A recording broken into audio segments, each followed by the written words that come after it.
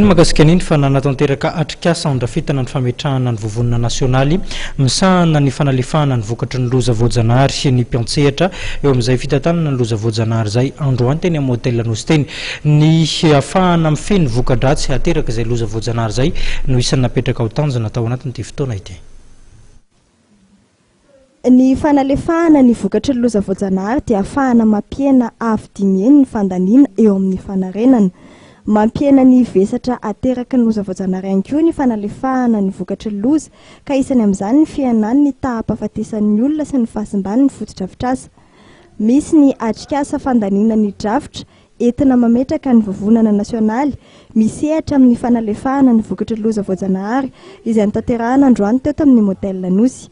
Topomarika amin'ny fanatanterahana izany ny BNGRC sy ny CGPU.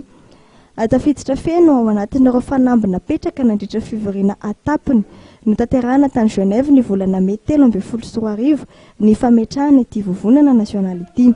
Ny fanaovana mise à jour ny politique nationale na stratégie nationale de gestion des risques catastrophes izay fandalana amin'izao.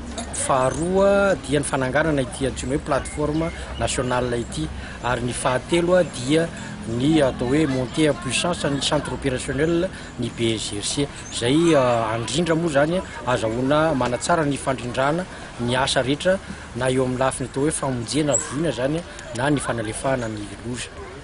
Tietsika ity zany dia raha ny BNGRC sy ny CPGU manatanteraka satria plateforme nationale le izy zany misy le efa teo le natsoina hoe CRIC teo aloha zany dia izay nisahana bebe koa zany ataontsika hoe famonjena voina fa misy kosa zany amin'izao tokony hitokana mihitsy le atao hoe fanalefahana ny voalohany le asa mielony atao hoe famonjena zany. Voasolo tena ao anatin'ity vovonana nasionaly ity ireo mpisehatra rehetra voakasika amin'ny fanalefahana ny loza voajanahary atoreo ONG samihafa, ireo ministera teknika sy ratsamangekana izy ireny, ny rafitra firenena mikambana, ny fiarahamonim-pirenena ary ny sehatra tsy miankina.